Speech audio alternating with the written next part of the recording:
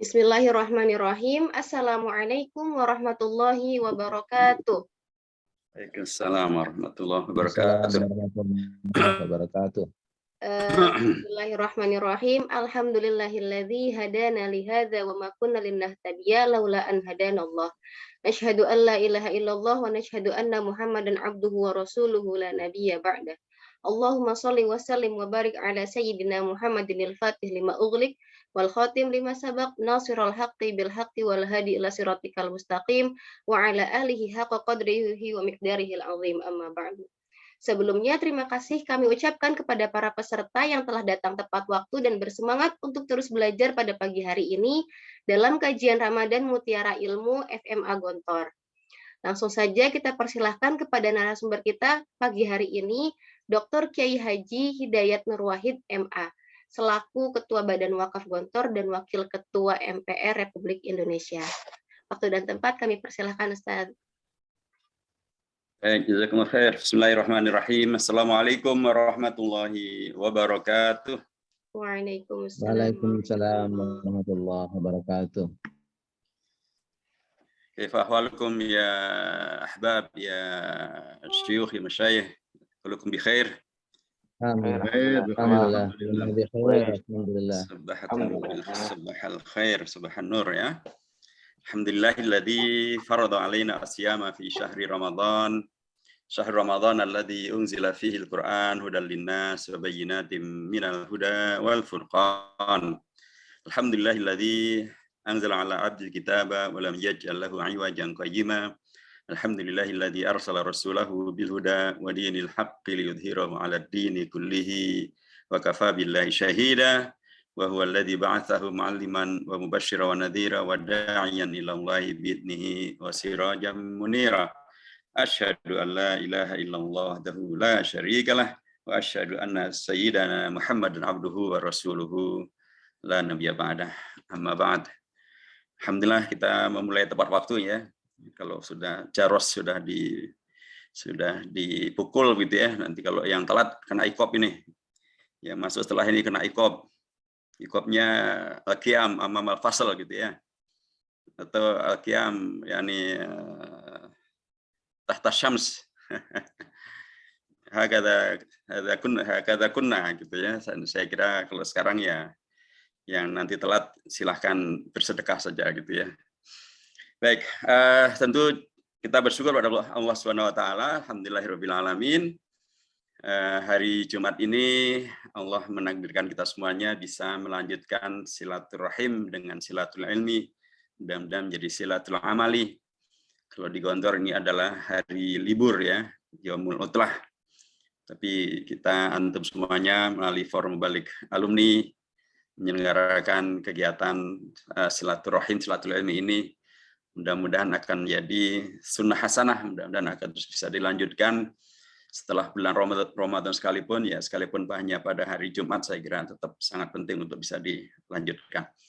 Dan kita bersyukur pada Allah Subhanahu wa taala karena Allah menghadirkan kita dalam satu komunitas yang luar biasa, alhamdulillah, komunitas Darussalam, komunitas Gontor yang baik ketika kita belajar di sana maupun sesudah kita belajar dari Gontor dan melanjutkan belajar di tempat-tempat yang lain, nilai-nilai kegontoran tetap terus kita bawa. Salah satu nilainya adalah nilai terus mau belajar, terus mau menggali ilmu, terus mau mendengarkan, terus mau mengembangkan, terus mau mengamalkan. Inilah di antara mahfudot yang dulu kita hafalkan ya, yang kemudian pastilah antum semua juga masih hafal, talabul ilmi minal mahdi ilal lahdi, itu kan. Dan apalagi dengan semangat man kharaja fi talabil ilm fa huwa fi sabilillah hatta yarji'a. Terus biasanya kalau anak Gontor agak nakal dikit, hatta yarji'u Ustaz. Lu kok hatta yarji'u? Nah iya, itu kan hatta nama salah satu santri di Gontor itu. Sekarang Ustaz Hatta kan termasuk di antara. Jadi hatta yarji'u bukan hatta yarji'a. Ya hakada, terutama anak-anak Swindu ya, antum alumni Swindu atau alumni Kibar? Swindu ya, untuk menghukum Swindu. Karena kalau Kibar udah suyuh ya, sama semua kita juga suyuh sekarang ya. Baik, karena jazakumullah khair kepada Ustaz Dr. Kiai Haji Bukhari Abdus Samad dan seluruh pimpinan daripada Forum Mubalik Alumni yang telah menyelenggarakan acara ini, dan saya berharap ini acara bisa terus dilanjutkan setelah bulan Ramadan, sekalipun kata jam ini saya kira bagus. Ya kalau di Gontor lari pagi ya kita lari cari ilmu dengan silaturahim seperti ini. Saudara-saudara sekalian, Bapak dan Ibu, para alumni dan para wali santri maupun para santri yang membersamai kita pada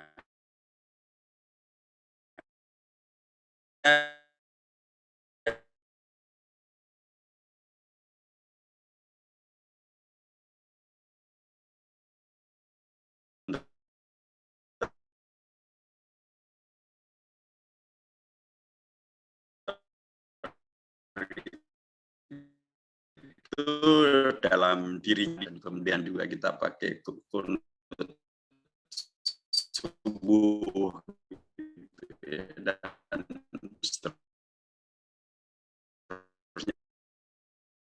dan seterusnya. Nah, dalam tradisi yang di Indonesia, termasuk juga dalam ulama Ahlussunnah wal Jamaah, kita akan juga bertemu dengan satu fakta bahwa kita hari ini adalah hari Jumat dan kita berada di bulan Ramadan. Hari Jumat sebagaimana Rasulullah menyampaikan adalah Sayyidul Ayyam, dan bulan Ramadan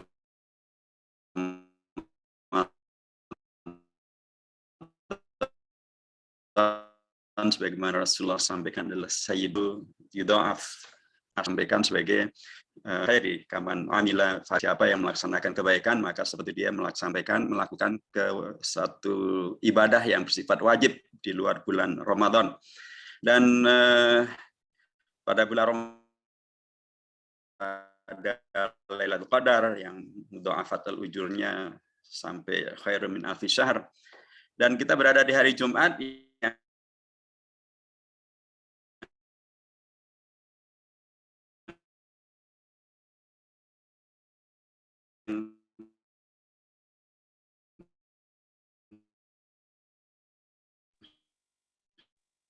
Putus suaranya, Afwan Syekh.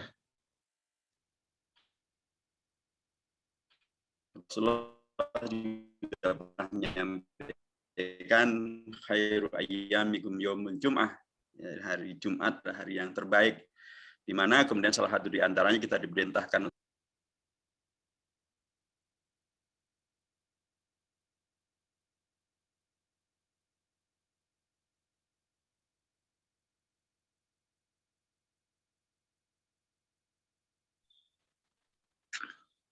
Ustadz, terputus suaranya, Ustadz. Ya, putus-putus ini. Sepertinya beliau terlempar keluar Zoom. Bulis yang sirir. Halo, Assalamualaikum. Waalaikumsalam, Ustaz. Warahmatullahi wabarakatuh, Ustaz. Suaranya putus-putus, Ustaz. Halo. Kurang bagus signal di sana kali. Halo. Assalamualaikum. Waalaikumsalam warahmatullahi. Sudah nyambung lagi? Udah bagus, Ustaz. Bagus, Ustaz. Ini ya, yang sirir yang mana nih? Yang pas saya atau depan antum? Syabakah yang sirir. Ternyata ada sabakah juga sirirnya. Masyaallah ini. Terus ikopnya apa, Ustaz? Kalau sabakah sirir dipanggil ke Ismul Aman atau Ism Ta'lim? Atau Ism apa ini? Ism sabakah ya? Kayaknya ya Pak Bibi Pondok di Gontor perlu ditambah kisam tersendiri, kisam aman ala syabakat, ala sirri syabakat. Ayo, sahih. Baik.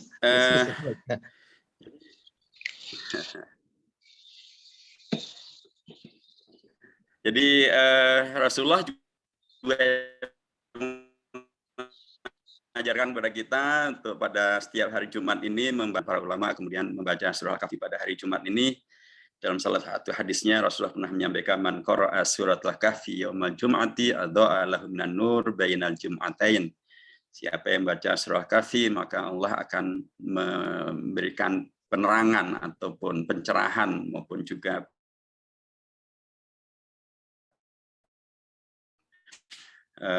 agar tidak sesat jalan gitu ya selama di antara dua Jumat Sayyidul Ayyam, kemudian dilakukan di bulan Ramadan Sayyidi Asyhur. Subhanallah, ini pahalanya berlipat-lipat gitu ya. Karenanya kita yang juga alumni Gontor, yang juga mengenal tentang kunut, mengenal tentang sholawatan, mengenal tentang puji-pujian, mengenal tentang itu tradisi-tradisi yang sangat dekat dengan NU begitu ya. Saya berharap juga kita mengamalkan hal-hal yang kemudian memang secara hadisnya juga sangat jelas dan secara pengamalannya juga sangat populer dan secara sosial juga amat sangat baik untuk bisa kita kerjakan, yaitu memperbanyak sholawat pada hari Jumat seperti hari ini dan apa di bulan, dan kemudian mengamalkan nilai daripada sholawat dan nilai daripada surah Al-Kahfi supaya kita betul-betul mendapatkan memaksimalkan kebaikan bulan Ramadan ini dan sekaligus juga mendapatkan karunia Allah yang bernama dicerahkan, karena sekarang ini begitu banyak hal yang mengeruhkan gitu ya, terutama di dunia media sosial ya, dunia yang belum kita kenal kalau zaman antum barangkali nggak kenal ini yang namanya handphone aja, zaman saya dulu belum ada gitu, bahkan zaman saya di Gontor dulu ketika awal saya masuk Gontor listrik pun belum sepenuhnya nyala gitu. Kalau malam hari kita masih pakai lampu petromak dan atau lampu-lampu yang lain. Jadi saya berharap ini bisa kita maksimalkan. Jadi jangan lewatkan karunia Allah bertemu dengan bulan Ramadan, karunia Allah bertemu dengan hari Jumat, karunia Allah bertemu dengan ilmu tentang hadis, tentang fikih gitu ya, yang kita belajar dari Gontor, kita amalkan supaya dengan demikian maka ini menjadi tambahan ataupun ya kebaikan yang tidak pernah putus bagi para guru yang antum juga pasti masih ingat hafalan hadis ya. Tidak mata Ibnu Adam yang kota lahu amalu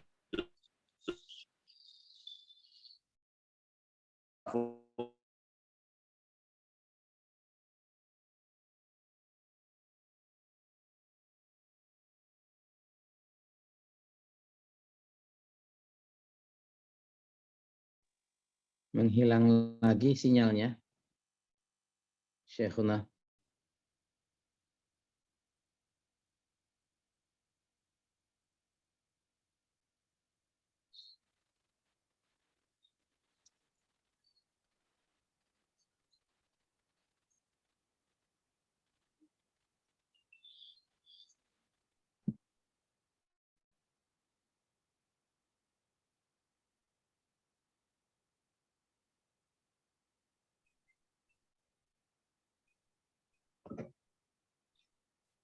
Assalamualaikum Ustaz.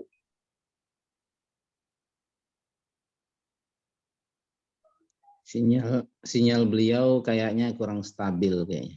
Iya betul Ustaz. Atau mungkin di sana lagi gerimis atau hujan, bisa jadi. Kayaknya lagi di luar kota beliau. Oke.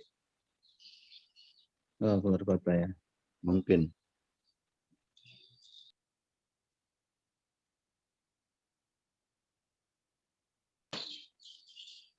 Mentabir. Kalau di rumah dinas pasti bagus sinyal. Betul, betul. Kalau Madinah pasti bagus tuh.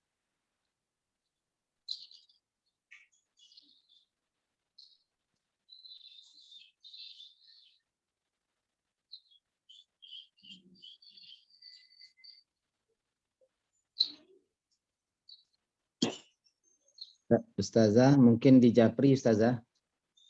Ustazah. Ya, iya Ustaz. Nah, mungkin di Japri. Bisa jadi beliau loading terus ya.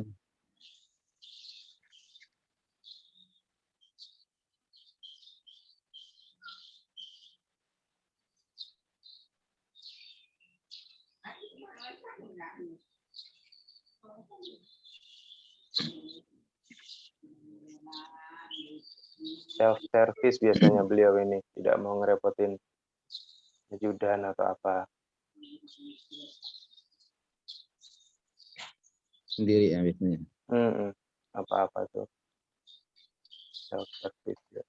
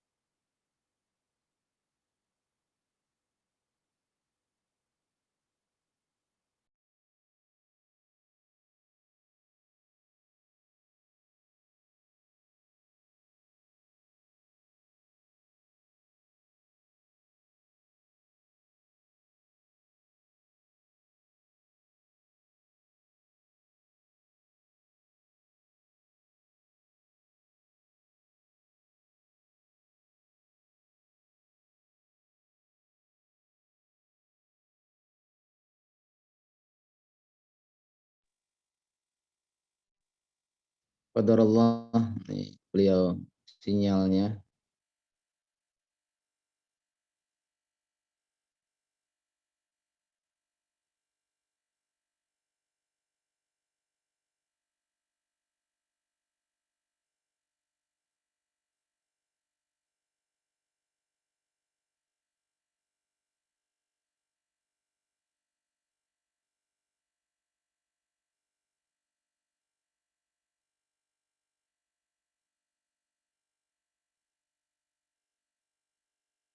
Bagaimana Ustazah? Ada respon? Ini beliau sudah masuk lagi, Ustadz. Alhamdulillah. Assalamualaikum, Ustadzna.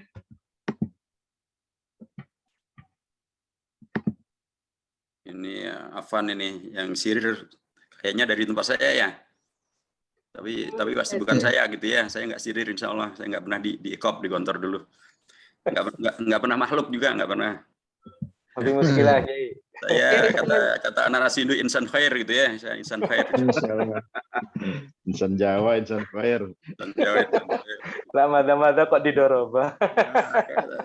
Apalagi lo jago top, waduh, ada muskilah. Baik, jazakumullah khair. Jadi, tapi ya memang baru sekarang nih, biasa setiap hari ini ada masalah. Kemarin juga dengan Jogja juga nggak ada masalah, dengan Zoom, dengan kawan-kawan PII, dengan kawan-kawan PKS, dengan masyarakat. Ini mungkin karena antum ghairu gitu ya. Ada akhir gitu. Nah, nuru, Kiai. Asal jangan kemudian antum ke itu aja, ke apa, ke protokol yatakona gitu ya. Astari ma'rifah katanya, beli tahu. Baik, sekalian, jadi tadi saya sampaikan bahwa penting untuk ini kita laksanakan karena bagian dari mengamalkan ilmu yang diajarkan oleh guru-guru kita, kiai kita di kantor, supaya dengan cara itu pun juga menjadikan pahala untuk beliau-beliau semuanya, para kiai kita, Trimurti, Kiai Haji Ahmad Sahal, Kiai Haji Fanani, Kiai Haji Imam Zarkashi, dan Kiai Haji Abdul Syukir Kashi rahimahullah, dan para kiai-kiai yang lain yang telah mendahului kita maupun yang masih terus mengajarkan kita semuanya, guru-guru kita, agar pahalanya, kebaikannya terus mengalir. Karena kita semuanya adalah sekaligus 3 kesaksian atas 3 hal itu yang ada. Ada sedekah jariah beliau yang luar biasa, ilmun yuntafa'u bihi, yang salah satu diantaranya adalah yang kita lakukan sekarang ini, mudah-mudahan bukti daripada ilmun yuntafa'u bihi itu. Dan waladun sholihun yad'ulahu, kita adalah walad, sekalipun bukan walad biologis, tapi walad ideologis, walad akidah gitu ya. Kita menjadi putra-putra ideologi dan putra-putra akidah daripada para kiai kita, dari Trimurti, para kiai kita semuanya, sehingga ketika hal itu mengumpul, bila kemudian kita lanjutkan, kita lakukan, apakah dalam konteks hari Jumat ini dengan memperbanyak sholawat kepada Rasulullah, memperbanyak ngaji dan kaji surah Kahfi, mengamalkan nilai-nilai dari sholawat dan nilai-nilai Al-Kahfi, maka itu akan juga pahalanya menjadi mengalir menambahkan aliran pahala yang tidak pernah berhenti pada guru-guru kita, menjadi bukti tentang kita juga adalah murid yang baik, murid yang mengabdi, murid yang berbakti. Mudah-mudahan keberkahan dari ini semuanya akan membuat antum dan kita semuanya diterima oleh masyarakat, ilmunya bermanfaat, amal solehnya bisa berkembang, perjuangannya bisa diberkahi, dan kemudian bisa menghadirkan kemaslahatan yang terbesar bagi umat dan bagi agama, bagi negara, bagi bangsa, merealisasikan apa yang populer ya setelah saya tamat ya, karena pada waktu saya belajar di sana ungkapan ini belum populer atau belum disampaikan, yaitu ungkapan tentang fi ayyi ardin tata'u fa anta mas'ulun an islamiha. Ini ungkapan populer yang sangat benar, dan karenanya mudah-mudahan mas'uliyah kita atas al-Islam di mana kita berada akan semakin mudah bisa kita laksanakan kalau keberkahan daripada Allah mengalir kepada kita semuanya, karena bakti kita kepada guru, kepada kiai, kepada pesantren, dengan mengamalkan ilmu yang mereka ajarkan, termasuk diantaranya adalah ilmu terkait dengan masalah fikih dan atau hadis, terkait dengan masalah salawat, terkait dengan masalah surah Al-Kahfi, hari Jumat, maupun juga bulan Ramadan. Dan mudah-mudahan ini juga akan berdampak kepada apa yang selalu juga sudah kita hafalkan, dan pastilah selalu semuanya kita hafal gitu ya, apalagi muhadarah selalu pasti hadir ungkapan ini. La in syakartum la azidannakum, gitu ya. La azidannakum, kita pasti memerlukan mazid daripada segala kebaikan. Siapa sih yang kemudian merasa sudah cukup? Ya pasti kita semuanya pasti merasa masih berkekurangan.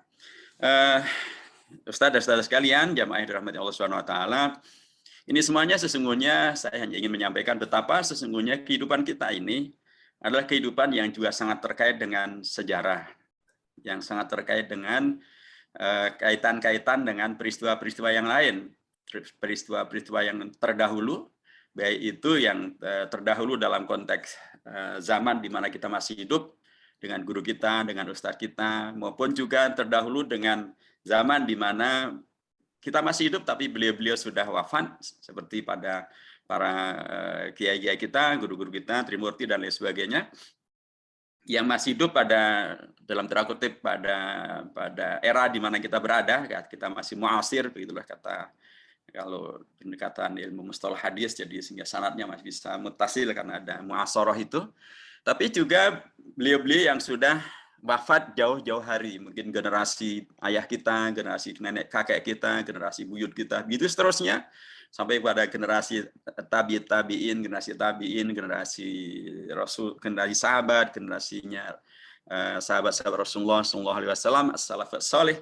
Itu semuanya adalah sejarah dan peristiwa-peristiwa sejarah. Ramadan mengingatkan kepada kita tentang masalah ini, bahwa kita adalah makhluk sejarah, bahwa kita adalah bukan manusia yang bid'ah, yang baru hadir dan karenanya tidak mempunyai latar belakang sejarah.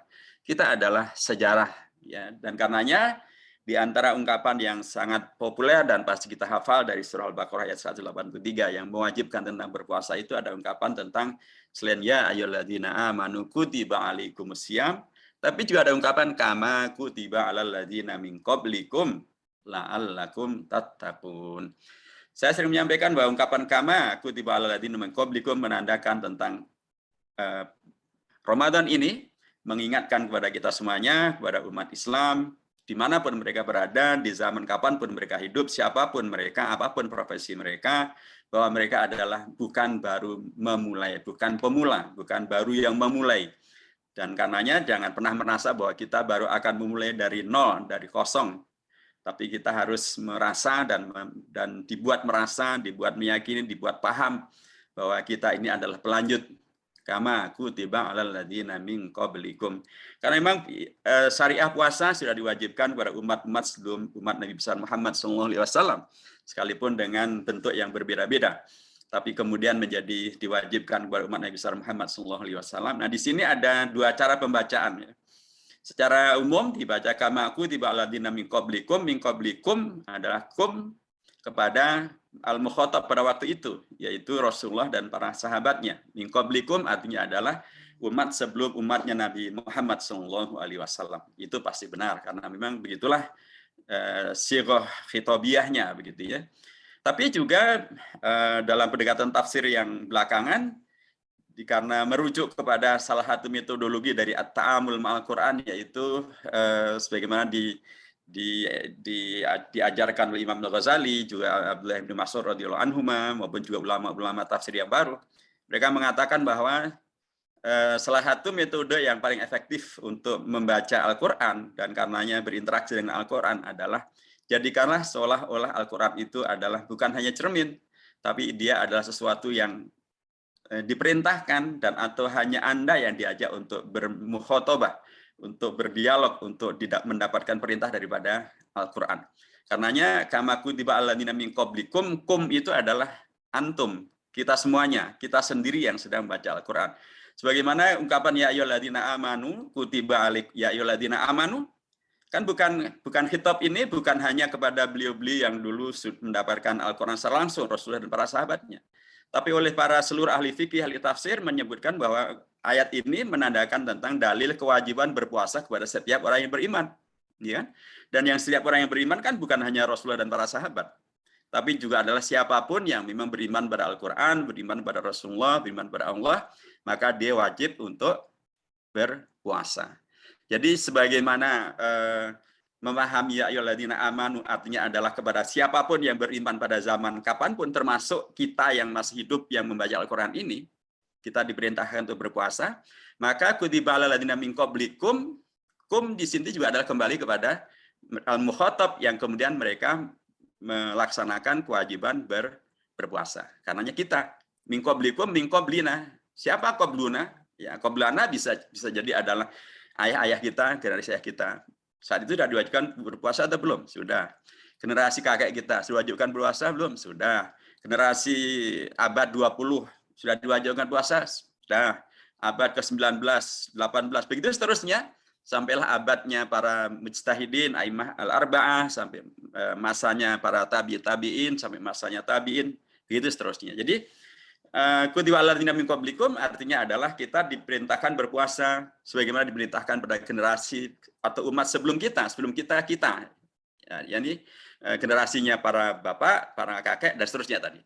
Jadi dengan pendekatan ini maka sesungguhnya sekali lagi puasa sedang mengingatkan kepada kita semuanya mengkait antara kita dengan generasi-generasi sebelum kita. Kita dengan peristiwa-peristiwa sebelum peristiwa kita sekarang ini, peristiwa yang terjadi pada zaman kita sekarang ini. Kita dengan peristiwa-peristiwa yang terjadi sampai pada masa Rasulullah SAW. Ini menegaskan kembali pentingnya karenanya umat Islam hadir untuk berperan di dalam sejarah, mengisi sejarah, meluruskan sejarah, menyelamatkan sejarah. Karena pertama banyak sekali umat yang lupa juga tentang masalah ini. Karena mengira bahwa dia baru hadir sekarang ini. Dan kemudian yang lain dianggap tidak ada. Sehingga kemudian yang lain kadang-kadang dianggap sebagai bid'ah, yang lain dianggap sebagai kufur, dianggap sebagai tauhid, dianggap sebagai sesuatu yang kemudian tidak layak untuk dilanjutkan. Padahal sesungguhnya kita sedang melanjutkan. Kadang-kadang juga merasa bahwa karena kita sajalah yang paling benar dan karenanya kita sajalah yang baru memulai. Sehingga kemudian kita tidak mengambil pelajaran, tidak mengambil pengalaman, tidak mengambil saripati kehidupan yang bisa kita pelajari daripada generasi-generasi yang sebelumnya. Padahal Gontor sudah mengajarkan tentang experience is the best teacher, gitu kan. Dan kadang-kadang juga karena kita melupakan aspek kaitan mensejarah daripada ayat-ayat ini, kita kemudian juga terjebak kepada pesimisme, ya. Satu kondisi yang kemudian kita hanya melihat ini kita ini umat ini hanya dalam posisi dipinggirkan, dipojokkan, lemah, tidak berdaya, sehingga ada dua kemungkinan yang kemudian terjadi. Ada kemungkinannya adalah menjadi apatis dan karenanya menjadi rendah diri, kemudian karenanya mengisolasi diri, memisahkan diri, uzlah begitu ya. Dan kemudian jadilah dia berpendapat bahwa alikum anfusukum atau alikum anfusakum la yadurukum man ihtada la yadurukum idza tadaitum. Jadi dia merasa yang penting saya selamat saja deh. Nggak ada urusan dengan yang lain karena yang lain sudah rusak, sudah tidak mau mendengar, yang lain sudah dalam tanda kutip sudah tidak layak untuk digauli, sehingga kemudian dia meninggalkan perjuangan, dia meninggalkan dunia, meninggalkan masyarakat, menjadi antisosial, menjadi menguzlahkan diri, dan itu satu sisi. Tapi sisi yang lain, ada yang kemudian melihat karena tidak mempertimbangkan kepada faktor sejarah itu, sehingga melihat bahwa yang ada ini semuanya adalah pendoliman kepada umat, bentuk kejahatan kepada umat, sehingga karena dia mempunyai ghirah yang tinggi sekali begitu ya, sehingga kemudian dia marah, dan dari marahnya itu menghadirkan apa yang kemudian menjadi jebakan Batman ya, kemudian menjadi radikal, menjadi teroris, menjadi ekstremis, menjadi intoleran, dan itu semakin menjadi semacam siraman bensin kepada api yang memang dinyalakan, semakin menyala dan semakin berkobar-kobar fitnah terhadap umat ini. Nah, kalau kita kemudian memahami bahwa kita ada kaitannya dengan sejarah, termasuk berpuasa ini terkait dengan sejarah, dan kita diinternalisasi, memahami bahwa kita ini punya kaitan dengan sejarah, maka kita akan tahu bahwa begitulah sejarah. Sejarah mengajarkan kepada kita tentang perjuangan yang luar biasa, ya, baik itu dalam konteks kiai kita di Gontor saja misalnya. Kita tahu bagaimana sejarah perjuangan beliau-beliau yang sangat luar biasa.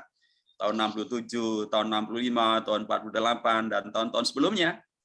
Tapi kita mengetahui bahwa begitu luar biasa konspirasi yang diberlakukan, tapi beliau-beliau mengajarkan kepada kita tentang bahwa kalau ya dalam bahasa apa yang populernya kan di muhadharah kita, kalau kita struggle gitu, ya kemudian akan bisa mengatasi masalah. Dan struggle itulah yang beliau-beliau telah teladankan kepada kita semuanya. Jadi beliau-beliau para kiai kita, Trimurti dan Trimurti generasi kedua dan seterusnya, mengajarkan kepada kita sebuah sejarah. Bagaimana kemudian seluruh tantangan yang ada bukanlah kemudian menghadirkan dua generasi tadi, generasi yang apatis dan kemudian meninggalkan gelanggang perjuangan, atau generasi yang radikalis begitu ya, dan kemudian yang ada adalah ya tadi ngebom, membunuh, mengkafirkan, membid'ahkan, dan akhirnya kemudian menjadi semacam tadi api yang semacam bensin yang disiramkan dalam api, semakin berkobar lah masalah itu. Beliau semuanya adalah sejarah tentang bagaimana menghadapi seluruh tantangan-tantangan yang ada. Tapi juga sekaligus sejarah bagaimana mengisi peluang-peluang yang ada. Karena kehidupan itu dalam konteks puasa bukan hanya isinya hanyalah siang di mana kita berpuasa, tapi juga ada malam di mana kita sore dan malam di mana kita berbuka puasa dan kemudian nanti sahur dan juga sholat tarawih. Puasa juga mengajarkan bahwa isi daripada kehidupan itu, bahkan dalam konteks siang sekalipun, tidak sepenuhnya adalah orang yang berpuasa. Ada saja kan yang dalam ayat berikutnya, fa in kuntum mardo aw ala safarin, itu orang yang dalam kondisi sakit atau dalam kondisi safar mungkin saja tidak berpuasa.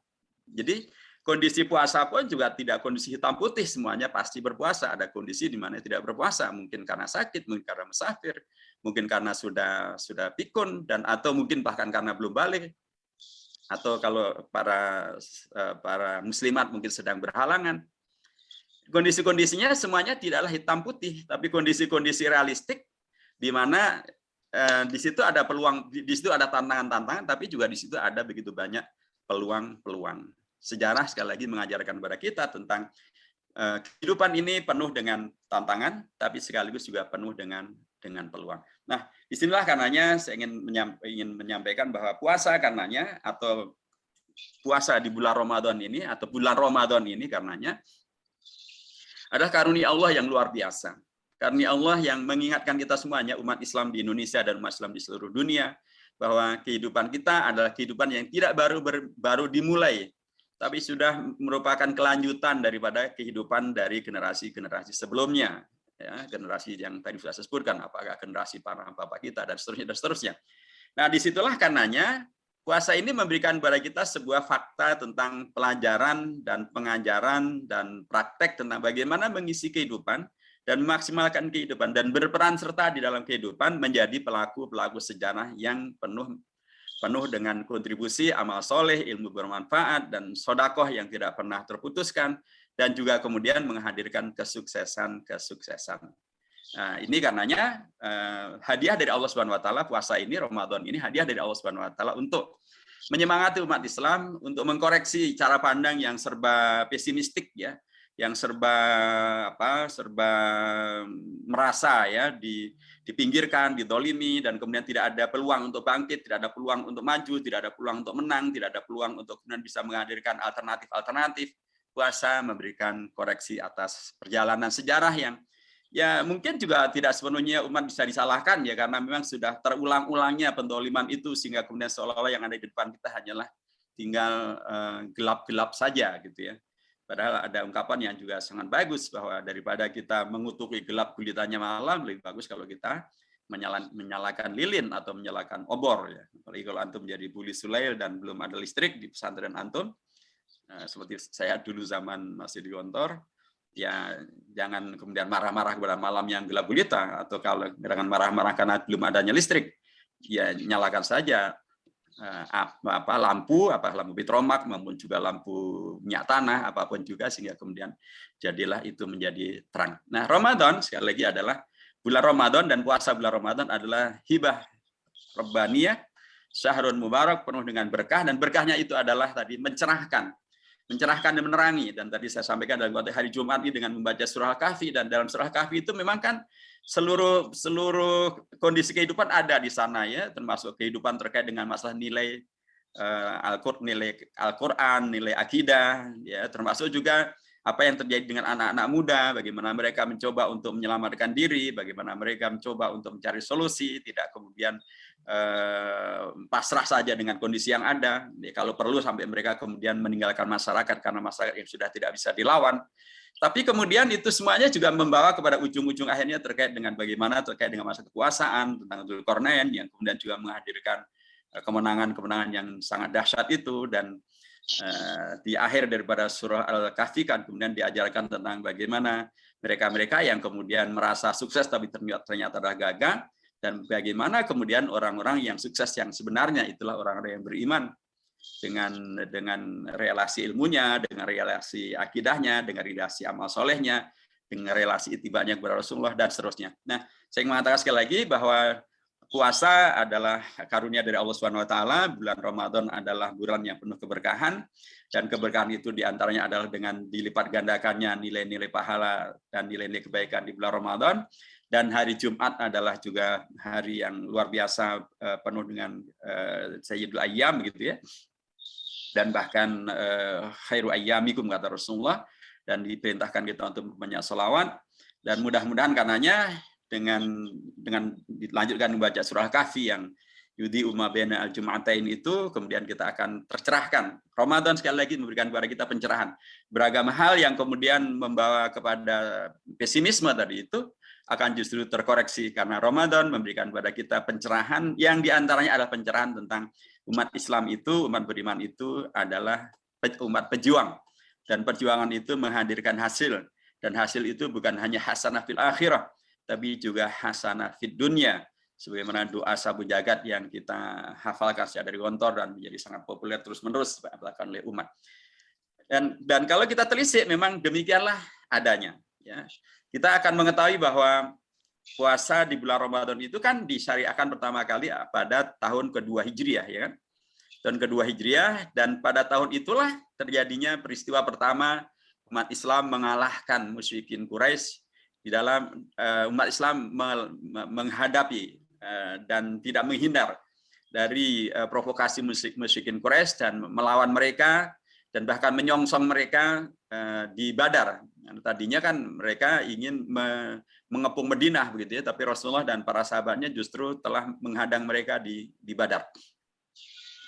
Dan kita tahu bahwa hari di peristiwa Badar itu adalah Yaumal Furqan, Yaumal Taqal Jam'an. Itu adalah hari di mana Allah membedakan antara kondisi pra-Badar dan kondisi pasca Badar, kondisi pra-hijrah dengan kondisi ba'da hijrah gitu ya. Dan kemudian kita akan mendapatkan betapa kemudian dari peristiwa Badar ini adalah peristiwa yang terjadi pada bulan Ramadan, pada pertama kali Ramadan ataupun puasa di bulan Ramadan disyariahkan dan kemudian menghadirkan kemenangan. Dan bisa bayangkan kalau kemudian peristiwa pertama ternyata ada kekalahan, itu tentu yang akan muncul adalah ideologi tentang pesifisme, ya, ideologi tentang yang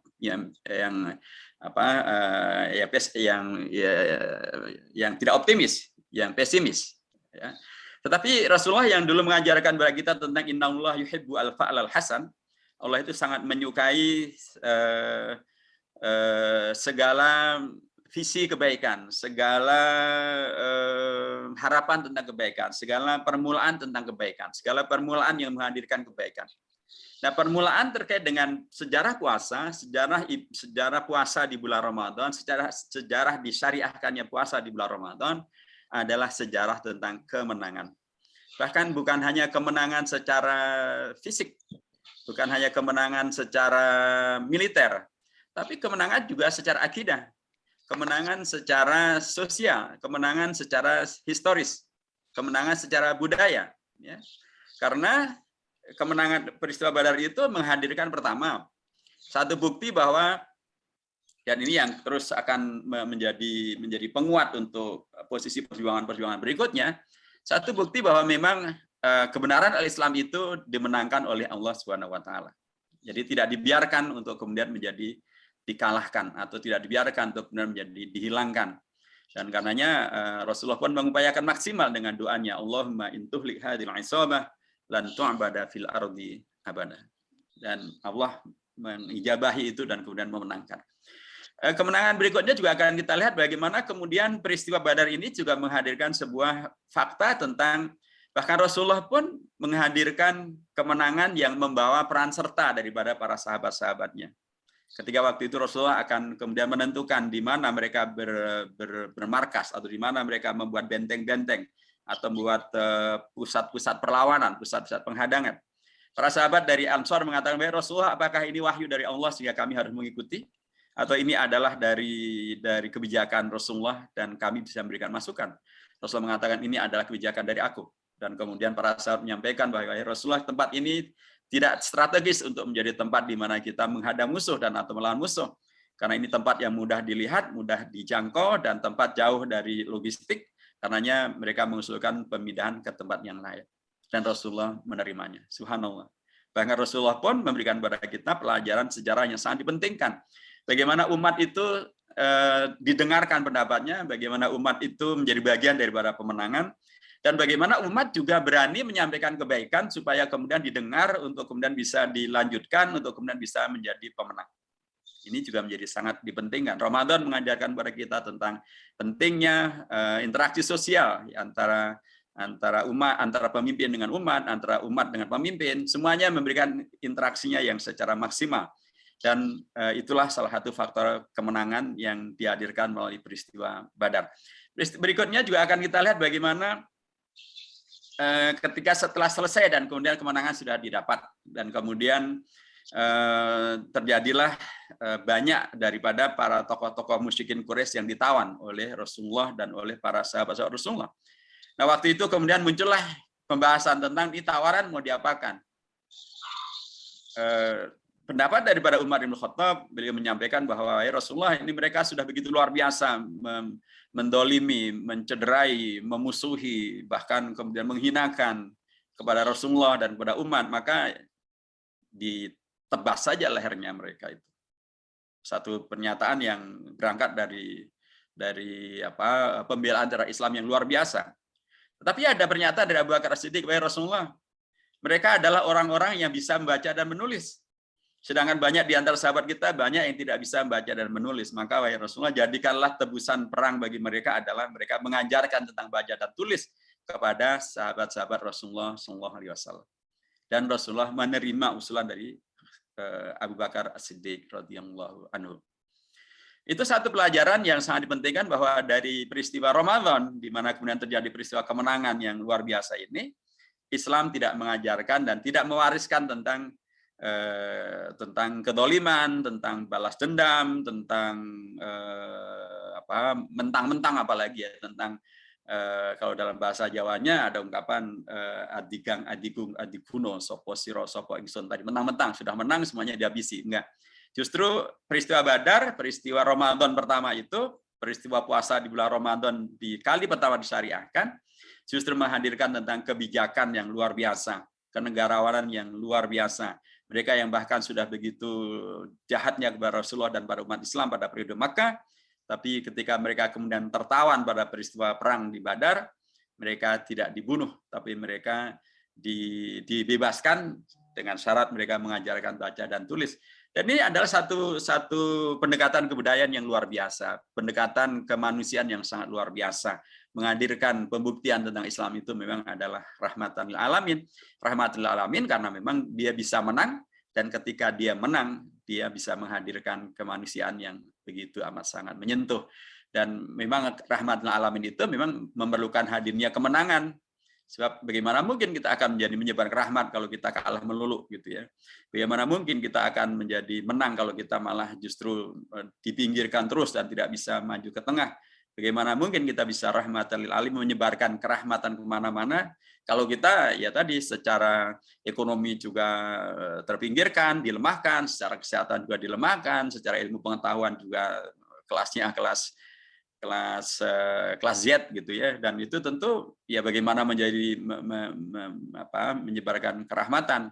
Dalam bahasa di Gontor dulu barangkali adalah hayhata gitu ya. Itu kan satu hal yang mustahil atau hal yang mustahil. Karena sekali lagi Ramadan memberikan kepada kita, puasa di bulan Ramadan ini memberikan kepada kita satu pengingatan tentang tadi faktor sejarah, dan bahwa sejarah daripada Ramadan adalah menghadirkan kemenangan dan kemenangan. Tapi kemenangan dalam konteks Islam tidaklah menghadirkan tadi pentoliman, menghadirkan kejahatan, tapi menghadirkan justru pencerahan, menghadirkan khairiyatul ummah, menghadirkan rahmatan lil alamin. Itu terjadi lagi, terulang pada peristiwa di bulan Ramadan berikutnya, yaitu peristiwa Fathu Makkah.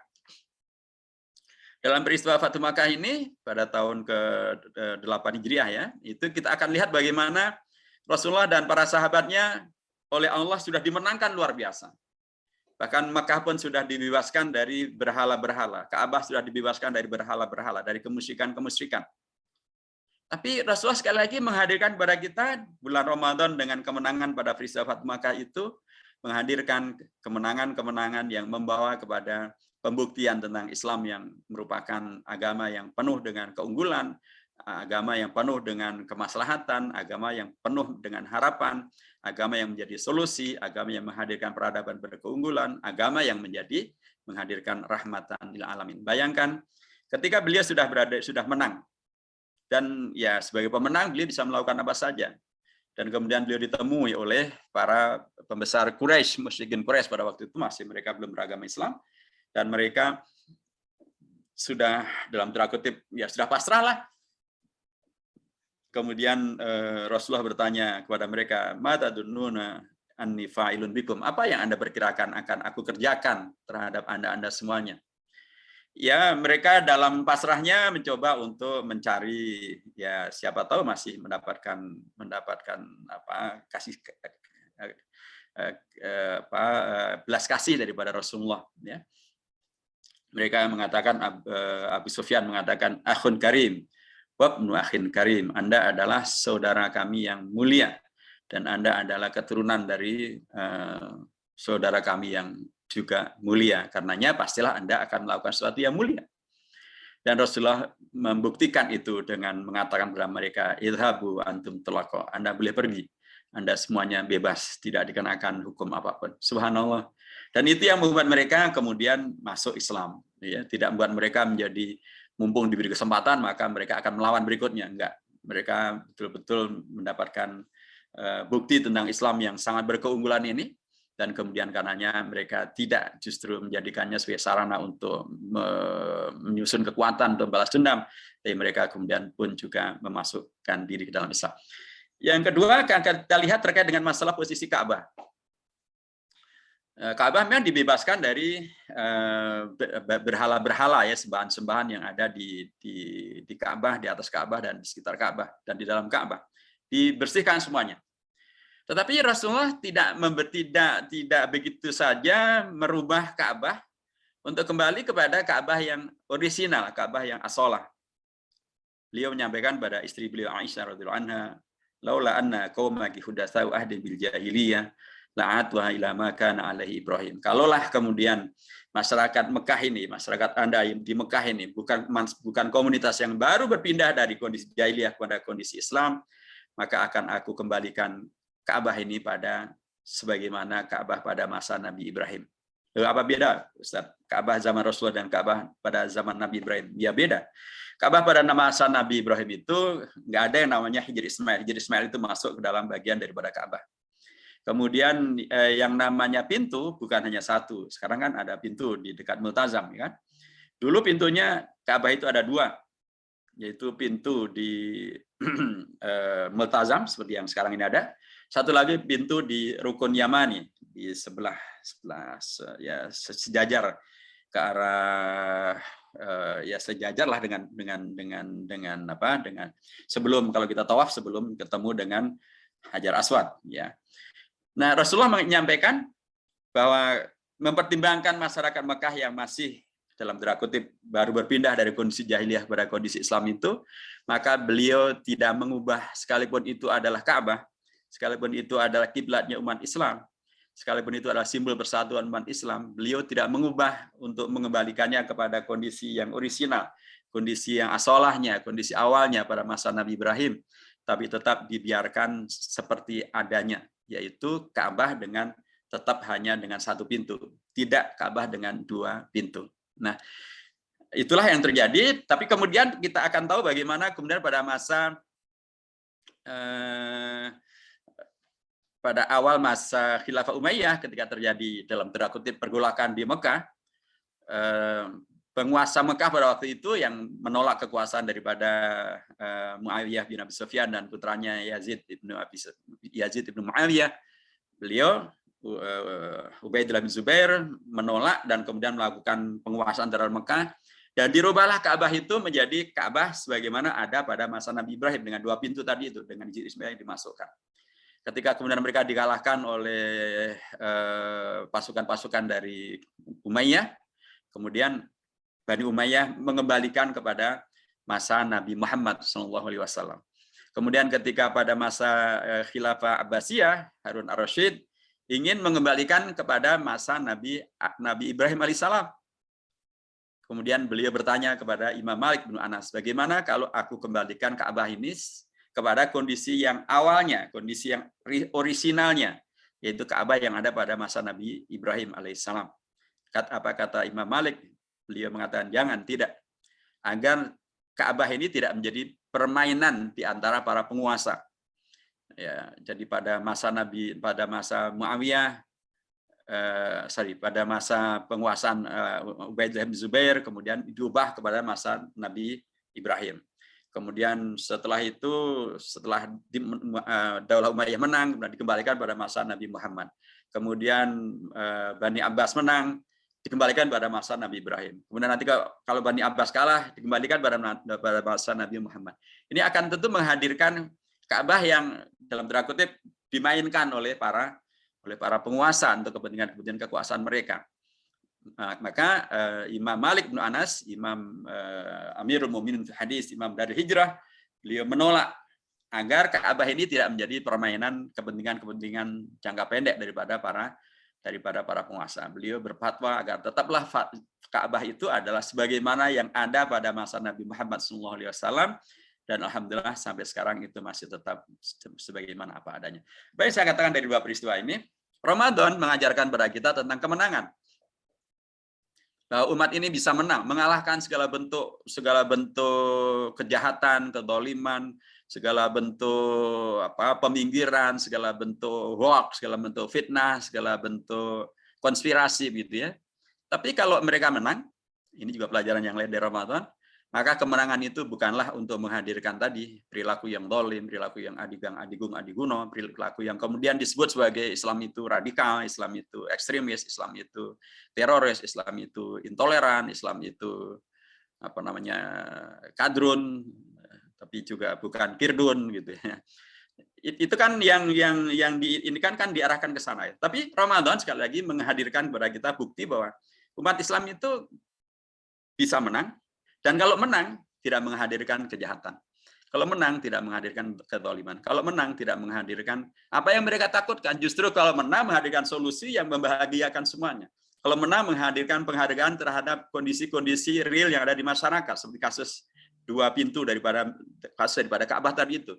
Kalau menang menghargai masyarakat-masyarakat yang diunggulkan atau tokoh-tokoh masyarakat untuk kemudian bisa menjadi tulaqa. Kalau menang menghadirkan pembuktian bahwa Islam itu memang adalah rahmatan lil alamin. Dan itulah yang terjadi dalam peristiwa-peristiwa futuhat berikutnya ketika kemudian terjadi Fathu al-Andalus. Itu juga menghadirkan luar biasa. Andalus dibuka, dimenangi umat Islam dan menghadirkan renaissance untuk Eropa. Eropa itu kemudian menjadi tercerahkan, jadi masanya tidak lagi bukan masa kegelapan gitu, tapi masa pencerahan karena mereka mempelajari filsafat, mempelajari ilmu, mempelajari matematika, mempelajari itu semuanya dari Andalus. Yang Andalus itu kemudian bisa menjadi demikian karena difutuhkan oleh umat Islam melalui Tariq bin Ziyad, dan tentu pasti juga masih hafal tentang mutalaah dalam qiraah rasyidah tentang Yuhannas ainal mafar bahrul waraikum wal adu amamakum dan seterusnya itu. Itu lagi-lagi kemenangan bagi umat Islam yang dimulai terjadinya adalah pada bulan Ramadan, itu menghadirkan keunggulan-keunggulan, menghadirkan keberkahan-keberkahan. Tidak menghadirkan apa yang ditakuti, yaitu dari umat yang kemudian anti peradaban, umat yang anti sosial, umat yang kemudian isinya hanya untuk membunuh, umat isinya hanya untuk menakutkan, umat yang menghadirkan tadi terorisme, radikalisme, ekstremisme, dan seterusnya. Terbukti tidak demikian. Dalam konteks kita di Indonesia, juga demikian. Ramadan menghadirkan pembuktian tentang kemenangan itu. Salah satu di antaranya adalah peristiwa yang amat sangat kita hafal, yaitu kemerdekaan Indonesia. Itu dipilih oleh para bapak bangsa, memang bulannya adalah bulan Agustus. Tapi itu juga memang sangat terkait dengan Ramadan. Karena memang itu adalah berbarengan bertepatan dengan bulan Ramadan. Tanggalnya tanggal 9. Harinya hari Jumat seperti hari ini. Hari Jumat tanggal 9 Ramadan. Tahunnya 1364 Hijriah. Dan itu luar biasa, sangat korelatif dengan apa yang disepakati oleh para bapak bangsa yang mengusulkan Piagam Jakarta, ya. Dan di situ ada 4 tokoh umat Islam, satu dari NU Kiai Haji Wahid Hasyim, satu dari Muhammadiyah Kiai Haji Karim Mutaktir, 2 dari Partai Islam yaitu Partai Syarikat Islam yaitu Kiai Haji Agus Salim dan Haji Adi Kusno Cokrosioso. Mereka mengusulkan alinea ketiga yang luar biasa. Di sana ungkapannya adalah atas berkat rahmat Allah yang Maha Kuasa dan didorongkan keinginan yang lurus supaya perkibuan perbahasan yang bebas, maka rakyat Indonesia menyatakan dengan ini kemerdekaannya. Jadi alumni Gontor selain hafal Quran, hadis, mahfudot, hafal juga mahfudot pembukaan undang-undang dasar gitu ya. Itu penting juga supaya karena kita ada di sini. Baik. Di situ ada ungkapan atas berkat rahmat Allah yang Maha Kuasa. Nah, tentu antum sebagai alumni Gontor dan atau sebagai insan-insan bukan insan mahat ya, tapi insan mujtama juga pasti mendengar dalam ceramah-ceramah bahwa Ramadan itu awalu rahmah wa awsatu maghfirah wa akhiruhu idqan minan nar. Awalu rahmah. 10 hari pertama Ramadan itu adalah rahmat. Mari kita lihat ungkapannya begitu sangat detail. Atas berkat rahmat Allah yang Maha Kuasa. Rahmat. Jadi masih 10 hari pertama bulan Ramadan. Dan benar itu adalah terkait dengan proklamasi kemerdekaan Republik Indonesia itu dilakukan di hari Jumat tahun 1364 Hijriah, bulannya bulan Ramadan, tanggalnya tanggal 9. Ketemu kan atas berkat rahmat. Ya, tanggal 9 itu masih 10 hari pertama dari bulan Ramadan. Jadi Ramadan menghadirkan kemenangan perjuangan daripada umat dengan menghadirkan Piagam Jakarta, dengan menghadirkan penyelamatan Pancasila, dengan menghadirkan penyelamatan Undang-Undang Dasar, menghadirkan NKRI, dengan menyelamatkan kemerdekaan Indonesia, nah itu dengan risalah jihad, dengan amanat jihad, ya. Dan kiai-kiai kita di Gontor juga memberikan Kiai Haji Imam Zarkashi rahimahullah rahmatan wasi'ah, dia juga terlibat untuk membersamai pasukan-pasukan Hizbullah dan melatih mereka gitu ya. Dan itu artinya adalah perjuangan untuk menghadirkan kemerdekaan, dan ternyata kemerdekaan itu dicetuskan, diproklamasikan di bulan Ramadan, di tanggal 9, di awalur rahmah tadi itu. atas berkat rahmat Allah SWT. Kemenangan jadi Ramadan menghadirkan kemenangan bagi bangsa Indonesia, baik umat Islam di Indonesia dengan peran serta mereka, dan kemudian itu menghadirkan keberkahan-keberkahan yang luar biasa. Antum bandingkan dengan apa yang masih terjadi dengan Palestina. Sampai hari ini Palestina belum diakui sebagai negara merdeka, dan karenanya masih saja terus mendapatkan pendoliman yang tidak pernah berhenti dan ketidakadilan dunia yang tidak pernah berhenti. Kita mencoba untuk terus membela, tetapi begitulah posisinya. Tapi Indonesia, alhamdulillah dengan kemerdekaan ini, kemudian diperjuangkan dengan luar biasa oleh para kiai kita, para ulama-ulama kita, para partai-partai politik Islam kita, dan kemudian mengalahkan penjajah Belanda, dan bahkan bisa menghadirkan kembali menjadi NKRI melalui deklarasi, melalui mosi integral Muhammad Nasir tahun 1950 tanggal 3 April, Indonesia kemudian diakui oleh PBB sebagai negara berkeanggotaan penuh atau negara dengan status anggota penuh, dan itu artinya Indonesia sejajar dengan negara-negara merdeka yang lain. Inilah berkah daripada Ramadan, berkah daripada kemenangan di bulan Ramadan. Umat Islam yang terlibat dalam memenangkan perjuangan di Indonesia tidak kemudian menjadi merasa benar sendiri, merasa menang sendiri, dan kemudian mengabaikan yang lain. Mereka kemudian membersamai perjuangan bangsa, menyelamatkan Indonesia merdeka, bahkan menyelamatkan Pancasila, bahkan menyelamatkan Indonesia dari agresi militer, maupun menyelamatkan Indonesia dari kejahatan diplomasi Belanda dengan operasi Meja Bundar, dan kemudian bahkan menyelamatkan Indonesia di forum internasional, sehingga Indonesia bisa diakui sebagai negara yang berkeanggotaan penuh di PBB. Itu semuanya adalah berkah-berkah daripada kemenangan di bulan Ramadan. Jadi saya ingin mengatakan sekali lagi, karenanya di tengah begitu banyak masalah yang menggelayuti kita semuanya hari-hari ini, ada pembelahan kadrun dan kirdun tadi itu, ya. Dan ada juga kemudian masalah ekonomi yang sekarang ini sangat berat gitu ya. Saya yakin pun juga pesantren-pesantren kita juga terdampak ini, karena kan ya kalau kemudian minyak naik, gas naik, kemudian pajak naik, kemudian harga tahu tempe naik, padahal itu adalah makanan sehari-hari kita gitu ya. Dan itu pun makanan yang sangat mewah ya bagi kita, tahu dan tempe itu. Kalau itu semuanya naik, pastilah juga pesantren-pesantren terdampak, santri-santri terdampak, orang tua santri juga terdampak. Belum lagi kemudian masalah perasaan ketidakadilan yang demikian luar biasa, kebohongan publik yang dilakukan di mana-mana, bahkan ulama pun dicatut begitu ya. Peristiwa Majelis Ulama Banten, dan seterusnya, dan seterusnya. Nah, kondisi, dan sekarang kita berada di bulan Ramadan, masih ada COVID-19, dan seterusnya. Nah, bayang-bayang terkait dengan dampak-dampak daripada perang Rusia dan Ukraina yang bisa berkepanjangan, bisa banyak orang mengkhawatirkan, ini adalah berkepanjangan, sekalipun jangan juga kemudian dijadikan dalih untuk menunda pemilu karena ada perang. Nanti kalau perangnya nggak berhenti-berhenti, terus nggak ada pemilu, jadi presidennya seumur hidup gitu. Yang janganlah, nggak boleh itu. Kita yang perang ya silahkan Pak, yang perang ya urusan mereka perang lah gitu, tapi urusan kita adalah kita melaksanakan konstitusi yang ada. Jadi saya mengatakan di tengah begitu banyak masalah, Allah menghadirkan Ramadan, Allah menghibur umat dengan Ramadan, Allah menyemangati umat dengan Ramadan, supaya umat tidak kehilangan pegangan, tidak kehilangan obor, tidak kehilangan arah gitu ya, sehingga kemudian menjadi apatis, kemudian menjadi tadi menjilat sana kemari gitu ya, atau menjadi sebaliknya daripada apatis, yaitu menjadi sangat radikal dan malah terjebak kepada perilaku-perilaku yang menjebak. Ini kan sekarang banyak sekali jebakan-jebakan nih, kemudian mungkin muncul isu tentang pemberontakan, isu tentang menjatuhkan pemerintah, isu tentang hal itu semuanya bagian, termasuk dibuatlah spanduk, macam-macam spanduknya, yang bikin ya mereka sendiri gitu. Umat kemudian akan bisa menjadi, kalau umat tidak hati-hati, malah bisa menjadi dalam tanda kutip dikorbankan untuk hal-hal yang diperkirakan itu adalah bagian daripada perjuangan. Jadi sekali lagi, Ramadan adalah karunia Allah, berkah daripada Allah, hadiah dari Allah bagi umat Islam, termasuk umat Islam di Indonesia, agar kita tidak kehilangan orientasi, agar kita tetap mempunyai semangat, mempunyai optimisme, al-fa'alul hasan, bahwa umat Islam akan tetap bisa melanjutkan peran sejarahnya, karena Ramadan mengingatkan kita tentang pentingnya peran sejarah ini, dan peran sejarah itu dalam konteks Ramadan akan membawa kepada kemenangan, akan membawa kepada izzul Islam wal muslimin, akan membawa kepada bila izzul Islam wal muslimin terjadi, maka yang akan muncul adalah memang adalah rahmatan lil alamin. Aku qouli hadza wa astaghfiru wa lakum. Astaghfirullahal ghafurur rahim, dan saya kira tidak perlu istimbat dan tidak perlu tasliyah juga gitu ya. Kita akan segera melaksanakan kegiatan yang lain. Barakallahu fikum jami'an. Assalamualaikum warahmatullahi wabarakatuh. Waalaikumsalam.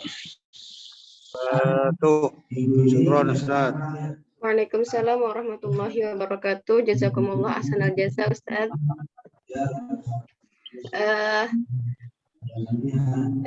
Untuk acara selanjutnya boleh pertanyaan untuk 3 penanya. Tajudin. Apakah ada yang mau bertanya? Oh, baik Bapak Tajudin. Ya.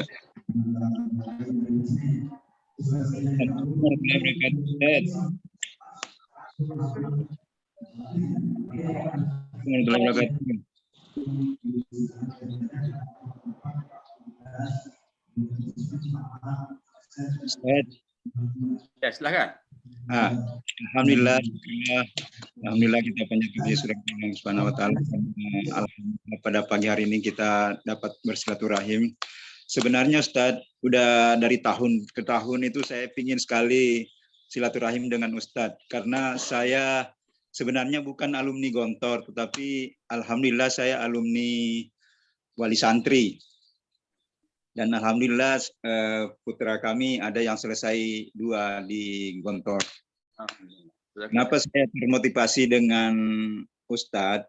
Karena saya setiap bulan ada majalah masuk di rumah dan itu ada kenangan yang saya tak pernah lupakan oleh Ustadz Nur Hidayat, bahwa kenangan yang tidak terlupakan di Gontor itu adalah pada saat mencuci pakaian terus bunyi lonceng.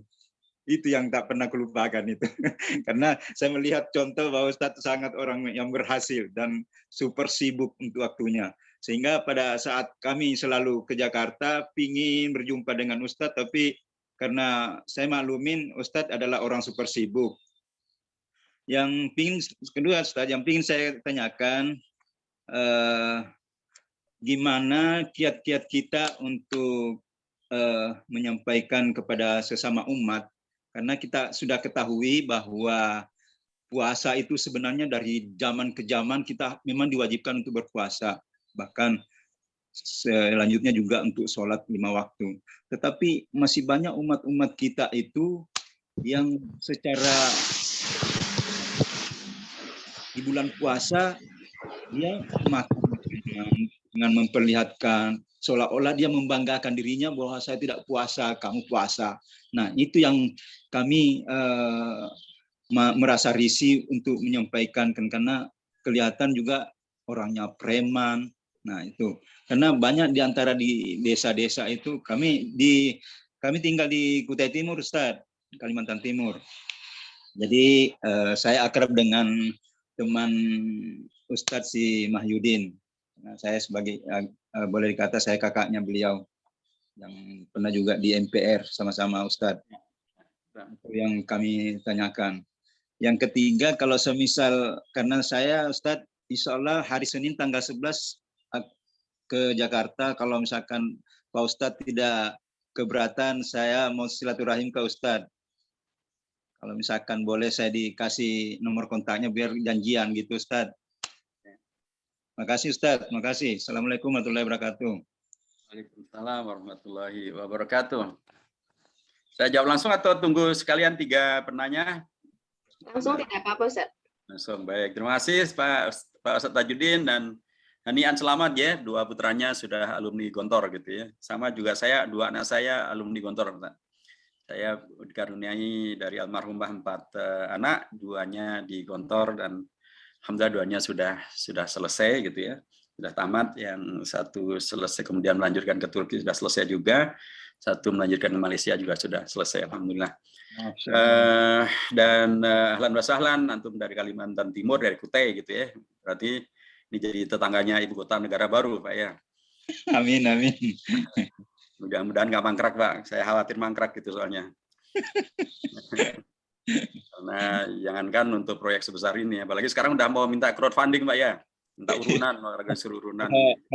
Kalau anak Ustadz, nanti saya bilang jadi, baru bilang jadi betul, karena tidak mudah membalikan telapak tangan. Memang ya kan, proyek Trans Kalimantan saja yang kayak kereta api kan mangkrak kan, nggak jadi. Ya, sampai sekarang minyak goreng aja masyarakat antri. Nah, itu dia, ya itulah, minyak goreng aja nggak bisa diselesaikan ya, apalagi yang ini. Itulah, Ustaz. Tapi ya gimana, cuman kita saja yang menolak di DPR, dan ya kita tunggu MK mudah-mudahan berani menjadi seperti MK di Korea Selatan ya. Mahkamah Konstitusi Korea Selatan itu berani menolak undang-undang yang memindahkan ibu kota dari Seoul ke Sejong. Amin, amin, amin, Ustaz. MK kita tidak terpengaruh karena perbesanan, mudah-mudahan akan kemudian bisa kembali. Baik, Ustaz Tajuddin, terima kasih untuk yang ditanyakan gitu ya. Nanti tanggal 11 ini antum ke Jakarta mau ikut demo atau gimana nih ceritanya? Tanggal 11 April demo besar di Jakarta nanti. Termasuk itu niat saya, Ustaz. Oh, Masya Allah. Barakallahu fikum. Juga mudah-mudahan nazar saya bisa terkabulkan, karena insya Allah saya sudah selalu bernazar dan bahkan saya qiyamul lail. Mudah-mudahan pemimpin kita terganti untuk jangan sampai 1 periode ini. Ya, insya Allah kita di MPR kita jagain, Mbak. Kita jaga betul di MPR supaya tidak ada yang bisa menyusupi untuk amandemen Undang-Undang Dasar, insya Allah. Dan orang bilang ini kan Ramadan nih, Ramadan itu nanti Lebaran. Lebaran itu diperlukan adalah baju baru, bukan yang diperlukan adalah presiden baru, bukan baju baru katanya. Ya, begitu. Baik, tadi yang saya tanyakan tentang gimana ya cara menyampaikan pada warga yang masih belum berpuasa, padahal mereka juga ngaku beragama Islam, tapi mungkin mereka preman, mungkin mereka apapun lah gitu ya. Ya memang ini bukan perkara mudah ya, karena ini bukan hanya terkait dengan puasa saja, kan sholat juga begitu, apalagi juga zakat, banyak urusan-urusan terkait juga dengan masalah-masalah yang bersifat kesyariahan yang sudah sangat dimengerti ya, tentang misalnya tidak mabok-mabokan, tidak judi, tidak korupsi, kan sejenis saja ini semuanya. Pertama, kita bersyukur pada Allah Subhanahu wa taala bahwa Allah tidak membebankan kepada kita sesuatu yang kita tidak mampu. La yukallifullahu nafsan illa usaha laha ma kasabat wa 'alaiha ma kasabat rabbana la tu'akhidna. Ini kalau dibaca sababun nuzul daripada ayat ini kan terkait dengan ayat yang 2 ayat sebelumnya, lillahi ma fis samawati wa ma fil ardh wa in tubdu ma fi anfusikum wa tukhfuhu yuhasibkum billah. Para sahabat waktu itu menyampaikan, wahai Rasulullah, bagaimana ini? Bagaimana kami bisa kuat untuk kemudian tidak dimuhasabah oleh Allah Subhanahu wa taala? Kalau yang lahir dimuhasabah, kalau perilaku lahiriah kita tadi mungkin melakukan pencurian, mungkin melakukan perusakan hutan, mungkin melakukan kejahatan kriminal, itu dihukum ya. Tapi kalau apa yang kita batin, amal spiritual kita juga dihukum, maka bagaimana kami selamat? Nah, kemudian turunlah ayat yang terakhir tadi, la yukallifullahu nafsan illa usaha. Allah akan membebani sesuatu, tidak akan membebani sesuatu di luar apa yang kita mampu melakukannya. Dan kemudian di akhir ayat itu dalam tafsir-tafsirnya akan kita dapatkan Allah menjawab sendiri doa yang Allah ajarkan kepada Rasulullah itu dengan jawaban beliau, amin. Allah mengabulkan doa tersebut. Apa yang saya katakan? Ya, kita tetap penting untuk mengusahakan. Tapi bila kemudian sudah kita usahakan tetap juga mereka tidak mau dan tetap saja semacam itu, maka bukan lagi menjadi dalam tanda kutip tanggung jawab dan atau kewajiban kita ketika kemudian kita ini disampaikan agar kita tidak terjebak dalam 2 kondisi.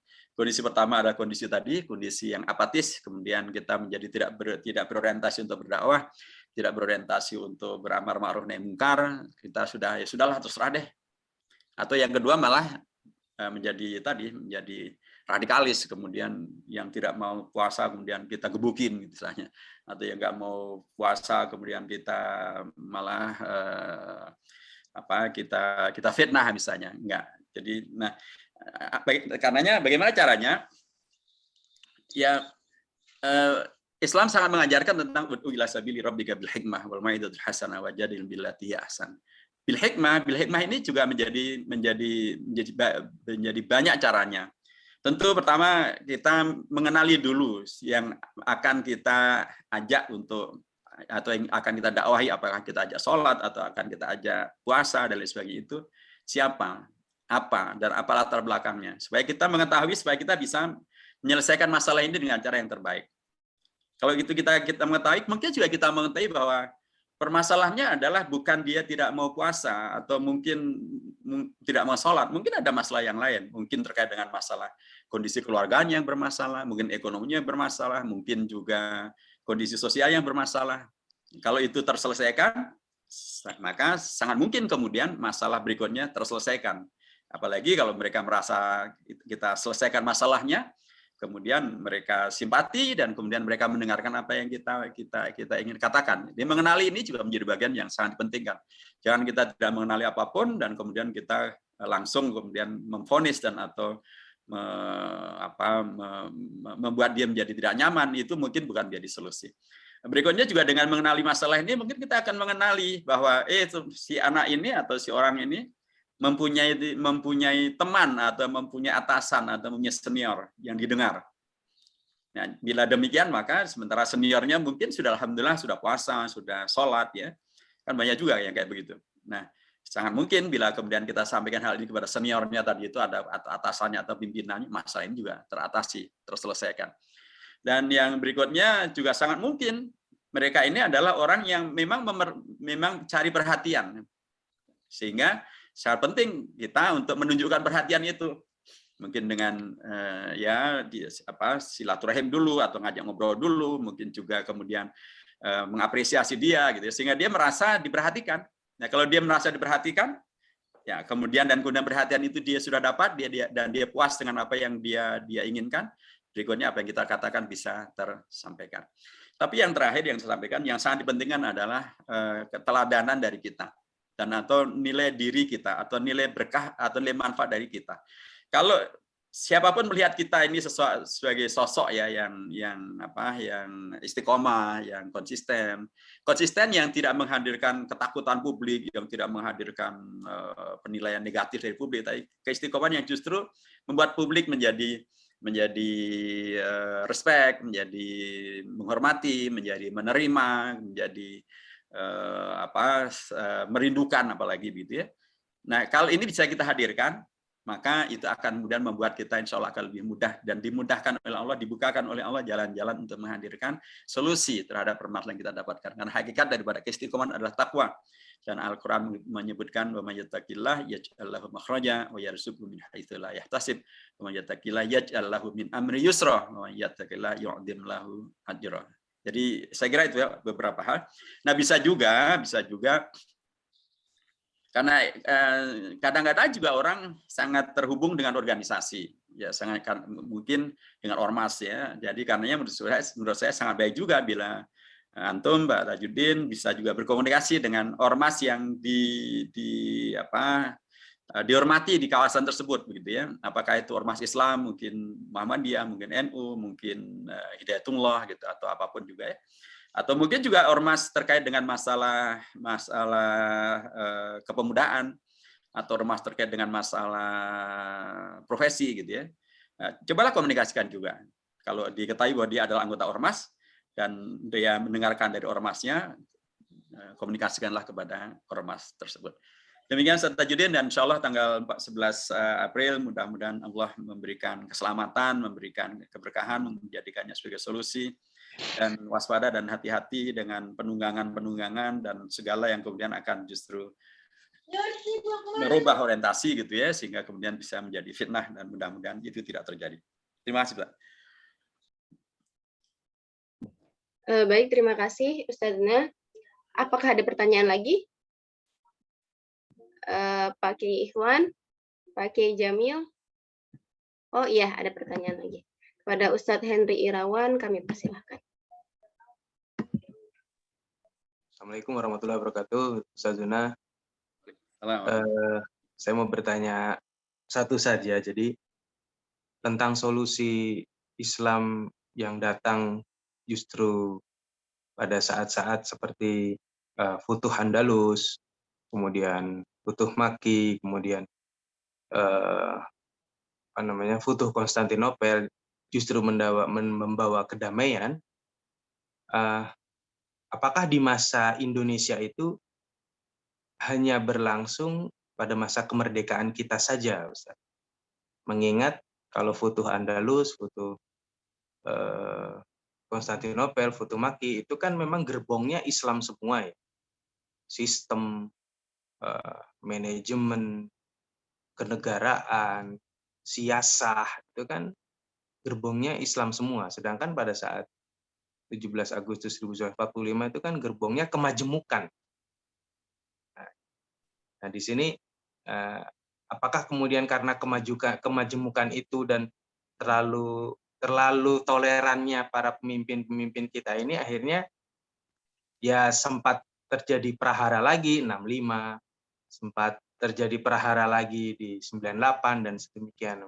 Apa kurang kafah gitu ya, Ustaz? Sehingga dalam catatan sejarah Indonesia mungkin masih bisa masih bisa dihipotesikan bahwa belum sempat ada ini Islam sebagai solusi untuk Indonesia ini, baru hanya sebatas masyarakatnya saja, walaupun banyak ulama yang lainnya, tapi untuk kepemerintahannya belum. Padahal kalau kita lihat kan proses Ka'bah dan lain sebagainya, semuanya itu kan tinggal tunjuknya bagaimana pemimpin saat itu yang mampu merubah keadaan, merubah posisi Ka'bah dan lain sebagainya. Gitu. Ustaz, mungkin minta pertimbangannya. Terima kasih. Assalamualaikum warahmatullahi wabarakatuh. Ya memang benar ya yang Ustaz sampaikan, yang Irawan sampaikan tadi, peristiwa Fathu Makkah, Fathu Andalus, Fathu Konstantinopel, dan kemudian juga peristiwa Ain Jalut dan lain sebagainya, memang di situ nahodanya gitu ya, atau pimpinannya atau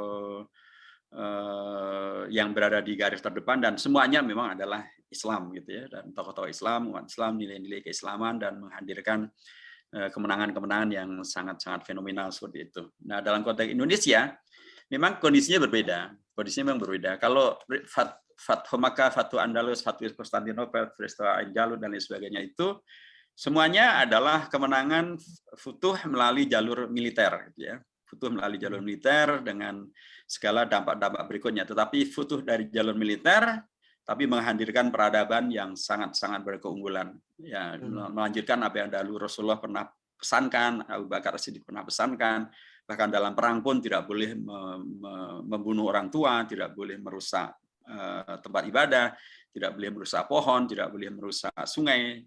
Luar biasa nilai-nilai yang tetap terus bisa dijalankan. Sementara sekarang ini semuanya dihancurkan ya, nggak ada yang disisakan. Kalau ada perang semuanya di bumi hanguskan. Nah, saya ingin, sementara peristiwa Ramadan di Indonesia dalam konteks proklamasi memang bukan peristiwa perang. Itu juga memang menghadirkan kondisi yang memang sejak dari awal disadari memang berbeda.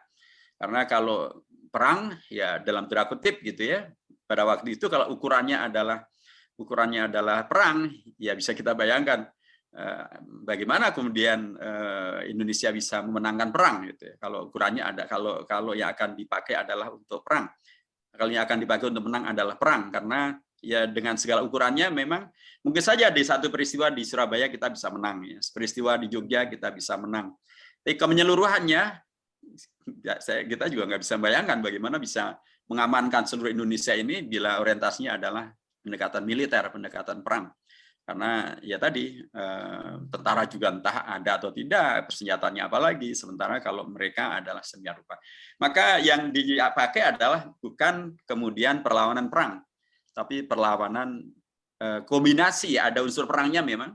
Kalau kita merujuk pada peristiwa agresi militer kedua dan kemudian menghadirkan serangan umum Yogyakarta tanggal 31 Maret itu, peristiwa serangan umum 3 Maret ya tahun 1948 itu kan kombinasi memang. Di satu pihak ada perang, tapi juga ada perundingan berikutnya. Tapi itu kan berikutnya. Tapi sebelum semulanya kan semuanya adalah perundingan dengan Jepang gitu ya, dan kemudian Jepang yang awalnya akan menghadiahi Indonesia merdeka, tapi kemudian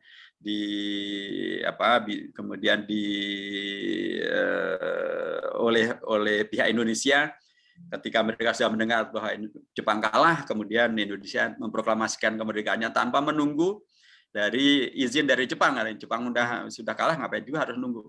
Dan juga sebelum datangnya kembali Belanda. Nah, tapi di sini kan ada kompromi-kompromi memang. Tapi kompromi-kompromi inilah yang menghadirkan kemenangan. Kompromi-kompromi inilah yang menjaga kemerdekaan. Jadi memang posisi awalnya memang berbeda, dan karenanya memang ada kompromi-kompromi dan bahkan mungkin banyak kompromi-kompromi.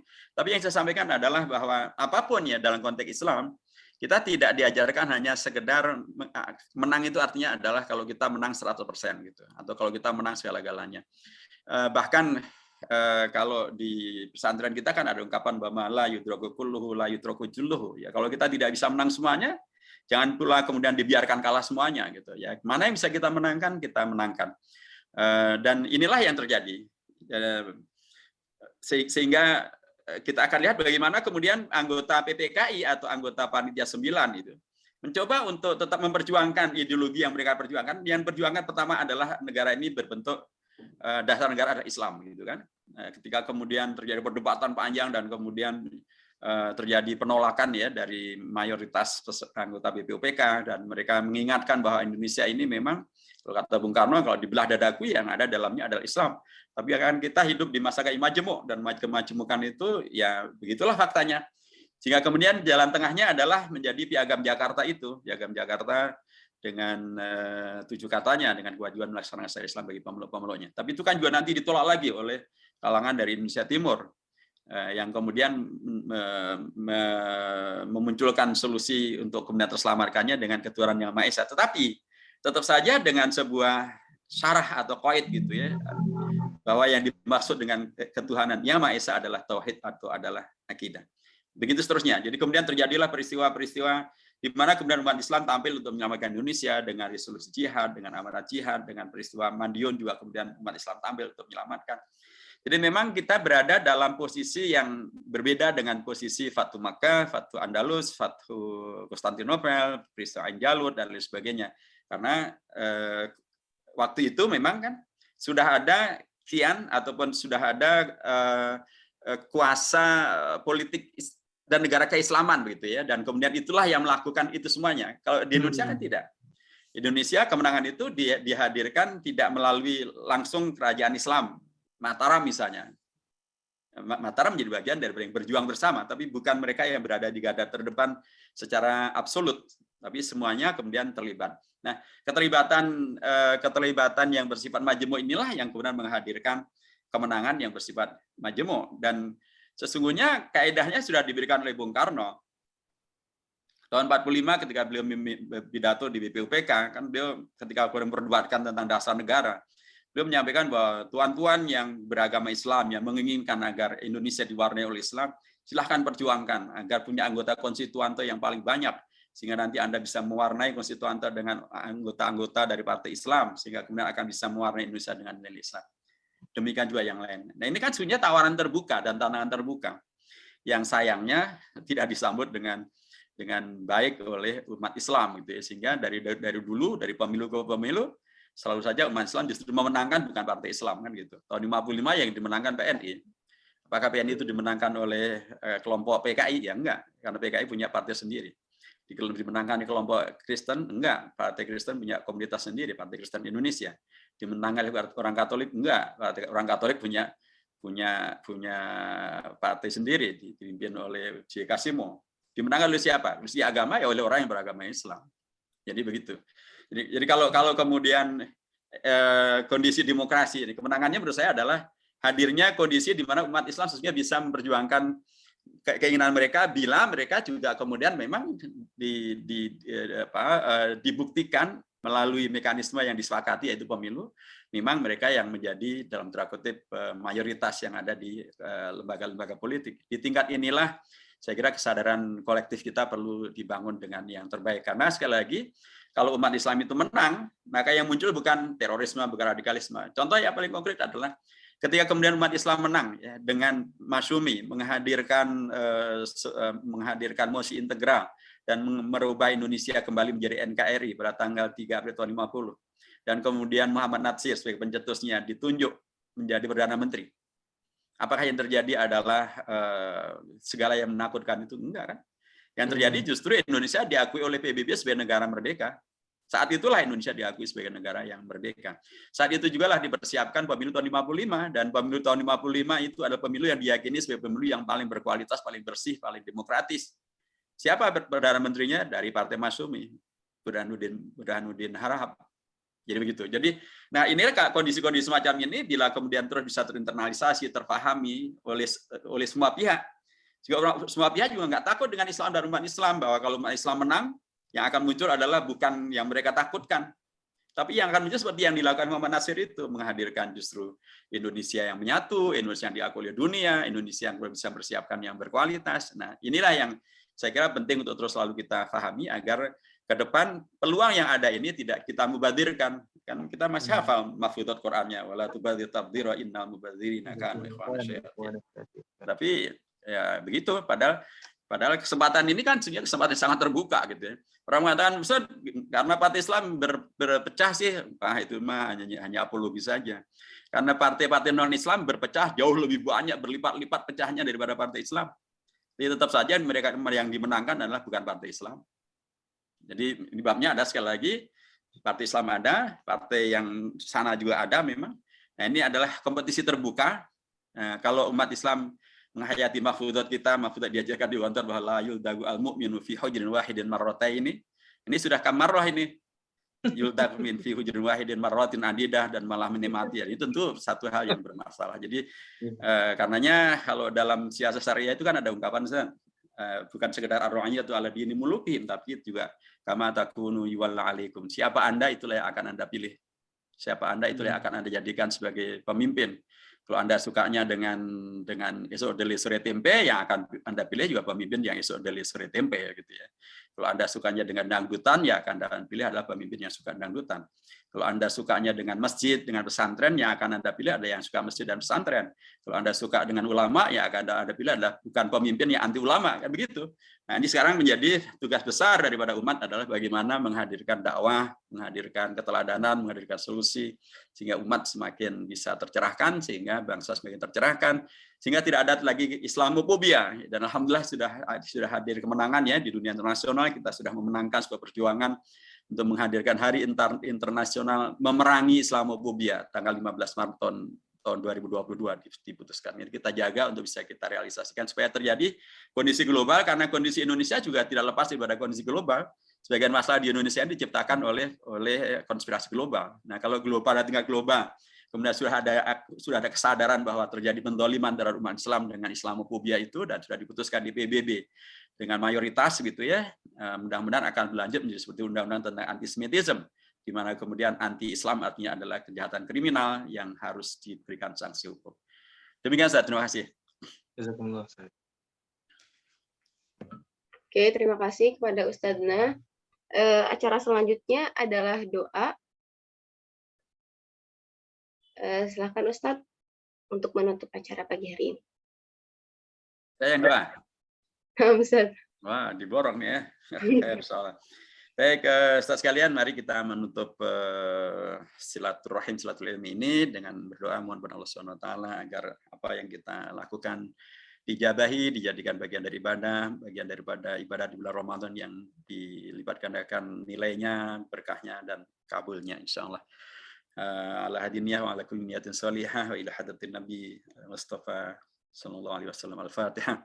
أعوذ بالله من الشيطان الرجيم بسم الله الرحمن الرحيم الحمد لله رب العالمين الرحمن الرحيم مالك يوم الدين إياك نعبد وإياك نستعين اهدنا الصراط المستقيم صراط الذين أنعمت عليهم غير المغضوب عليهم ولا الضالين آمين يا رب العالمين اللهم صل على محمد وعلى آل محمد كما صليت على إبراهيم وعلى آل إبراهيم في العالمين إنك حميد مجيد اللهم أنت ربنا لا إله إلا أنت الأحد الصمد الذي لم يلد ولم يولد ولم يكن له كفوا أحد اللهم أنت ربنا لا إله إلا أنت سبحانك إنا كنا من الظالمين ربنا ظلمنا أنفسنا وإن لم تغفر لنا وترحمنا لنكونن من الخاسرين اللهم ربنا اغفر لنا ولوالدينا وارحمهما كما ربيانا صغارا اللهم اغفر لنا ولإخواننا الذين سبقونا بالإيمان ولا تجعل في قلوبنا غلا للذين آمنوا ربنا إنك رؤوف رحيم اللهم ربنا أحسن لنا ديننا الذي هو عصمة أمرنا اللهم أصلح لنا ديننا الذي هو عصمة أمرنا وأصلح لنا دنيانا التي فيها معاشنا وأصلح لنا أسرتنا التي فيها سكينتنا وأصلح لنا معاهدنا التي فيها تعليمنا وتعلمنا وأصلح لنا دنيانا التي فيها معاشنا وأصلح لنا آخرتنا التي إليها معادنا واجعل الحياة زيادة لنا في كل خير واجعل الموت راحة لنا من كل شر اللهم ربنا إنا نسألك العفو والعافية والمعافاة الدائمة في الدين والدنيا والآخرة اللهم انصر الإسلام والمسلمين واخذل من خذل الإسلام والمسلمين اللهم انصر من نصر الدين واخذل من خذل الإسلام والمسلمين يا رب العالمين اللهم ربنا إنا نعوذ بك من البرص والجنون والجذام من سيء الأسقام ومن كورونا يا رب العالمين alamin. Allahumma rabbana taqabbal minna innaka antas samiul alim wa tub alaina innaka antat tawwabur rahim. Rabbana atina fid dunya hasanah wa fil akhirati hasanah wa qina adzabannar. Subhana rabbika rabbil izzati amma yasifun wa salamun alal mursalin walhamdulillahi rabbil alamin. Amin, amin ya rabbal alamin. Semoga doa yang kita panjatkan tadi dikabul oleh Allah di hari yang baik, di waktu yang baik, dan di bulan yang baik ini. Selanjutnya adalah penutupan. Nakhtim bil hamdalah, alhamdulillahirabbil alamin, dan membaca doa kafaratul majlis. Subhanallah wa bihamdika nasyhadu an la ilaha illa anta nastaghfiruka wa natubu ilaik. Syukran katsiran Ustadzna. Baik, jazakumullah khair. Baik, narakumullah khair. Masyukru jami'an. Assalamualaikum warahmatullahi wabarakatuh. Waalaikumsalam warahmatullahi wabarakatuh.